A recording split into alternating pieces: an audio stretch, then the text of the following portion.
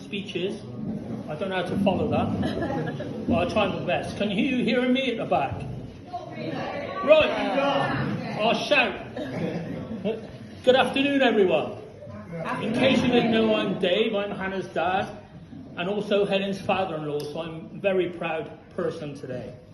Hans and Helen have requested that I don't share any embarrassing stories about them today, so that's it from me. Thank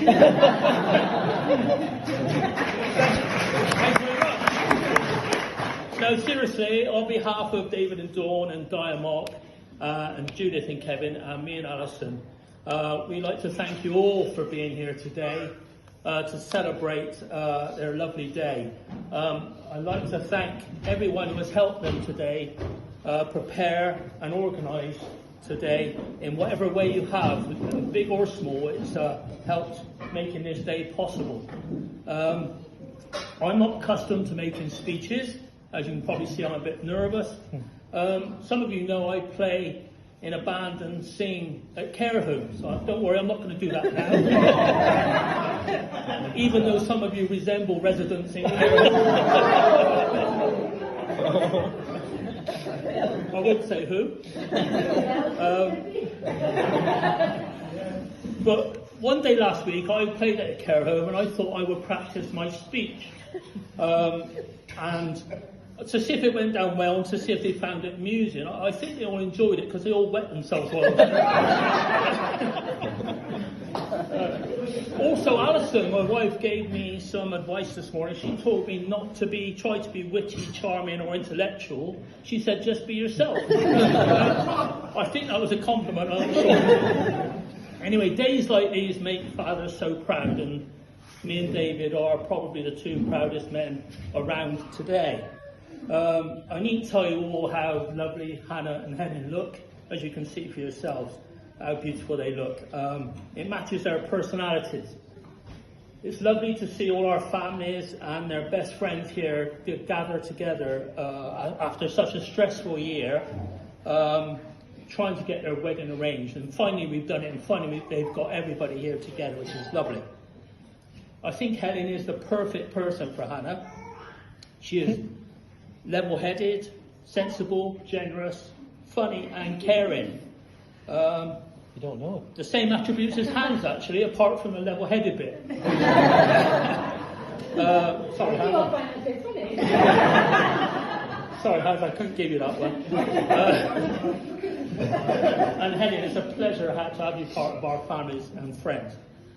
May I also say how lovely the bridesmaids look today. Gemma, Ruby and Sarah. Where are they? We're looking to give a round of applause to Gemma.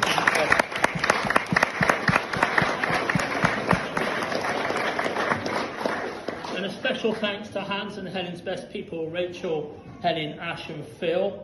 And also how beautiful the flower girls look, Esme, Sophie and Harriet.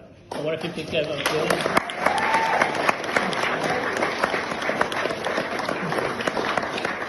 You have all made today so special for them, along with the people who work here in this lovely venue, who have provided all this lovely food, and it's just made today so special. So thank you for those as well.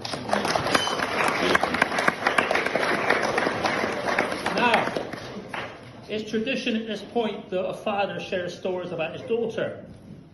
Unlike David, who's got nothing bad to say about Hannah. But anyway, share stories about her daughter. Loyal, kind, generous, honest. But that's enough about me. I want to talk about Hannah. I'm conscious that Hannah is probably sat there in fear of what I'm about to say. Maybe embarrassing tales of her teenage years, the drinking, the drugs, the knocks on the doors by the police in the middle of the night, and all the ASBOs. I'm not going to mention any of that today, as it would leave me rather short of material for the rest of my speech. I'm only joking. It was only one ASBO. No, I'm only joking. It's two. 11,377 days ago, Hannah was born. And I'm going to take you through every one of those days. No, I'm not. I'm going to pick half a dozen days from those 11,000, just to give you an insight of her early years, because most of you know her life through her teenagers and adult years, but I thought you might not know some days and events from her growing up. So about a year old, Hannah, like most children, started to walk and talk. And Helen would say Hannah hasn't stopped talking since. But Hannah's first words weren't mum or dad, like most children. It was breadboard. Weird, that is, but I think that's partly because she spent a lot of her time while me and Guy were at work with her gran and her granddad and Uncle Joe. Shame they can't be here today. And I think most of the food they prepared was on a breadboard. So, and I think that's where her first words come from. As a toddler, we used to take hands swimming quite regularly. Sorry about his hands, but what's coming you're not going to like. One Churchill swimming pool, I've never been there before. And she decided to have a poo in the pool, and we all had to evacuate. Everybody in the pool. She was 18. No, she was only about 2. So I just thought you might not know that story. Then she started school. One day during her first week at school, I came home from work, and I asked her what she had learnt that day. And she said they told her about the Bible. So I said, they told you about the little boy called Jesus. And she said, no, he wasn't in today, it doesn't start till Monday. So she was a nightmare at school. She hated leaving me and Di every day, and we dreaded every morning taking her to school and dropping her off at the classroom. The teachers were lovely though, and she had a teacher called Mrs. Saddick, who I was quite fond of. And Mrs. Saddick suggested that one day I take her in early because she used to get very stressed. And she said, take her in before all the other children and the teacher comes in, set her down, and then when they come in, she'll be fine. So I took her in. Everything was going to plan until the children and the teacher came in.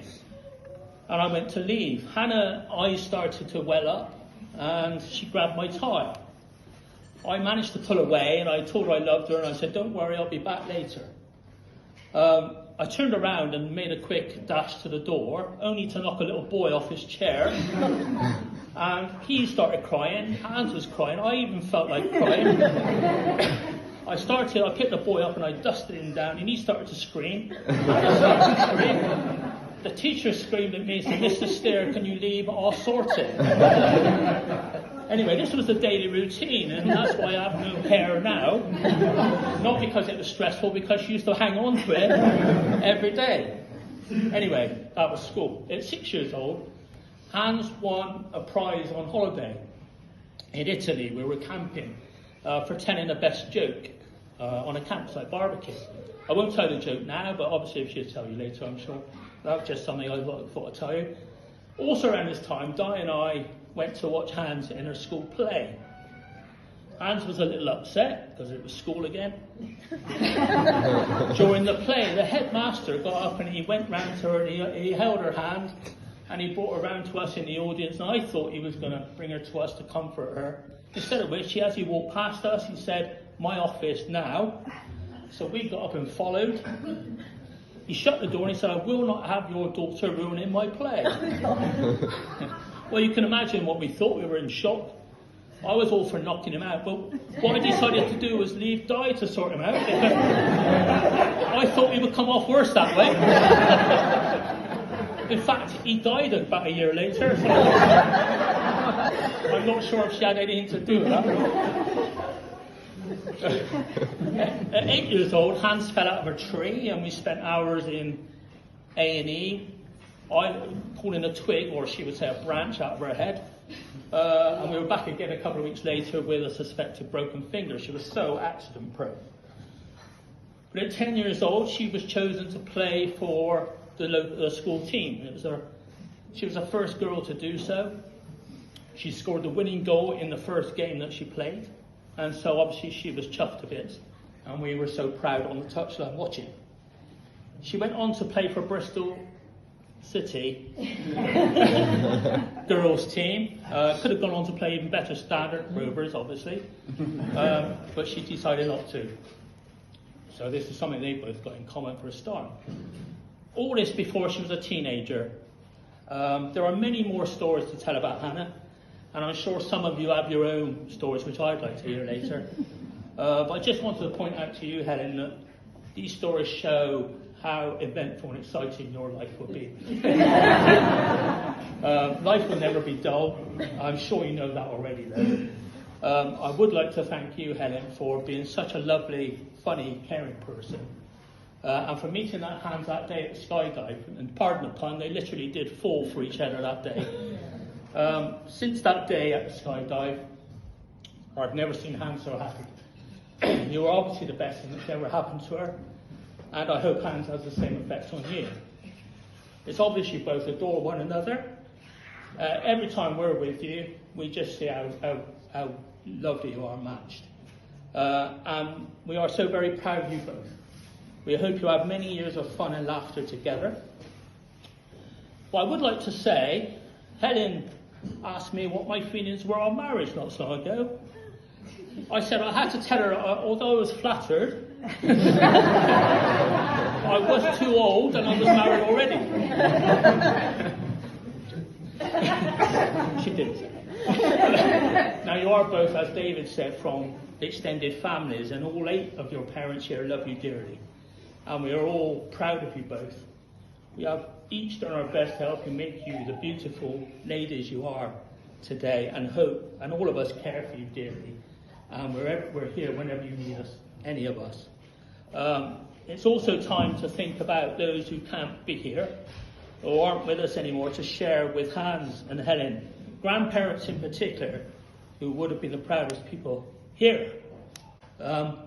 One word of wisdom my dad once said to me is to keep your marriage full of love is admit it when you're wrong, but keep quiet when you're right. Alison, that's why I'm quiet most of the time. And remember, love isn't about finding the perfect person, as nobody is perfect, but for loving them no matter what their faults are. And happiness isn't about what material things you have, how much money you earn, how many cars you have, but for who you're with and the memories you make together. Oh, one final thing is worth mentioning to all the mother-in-laws here.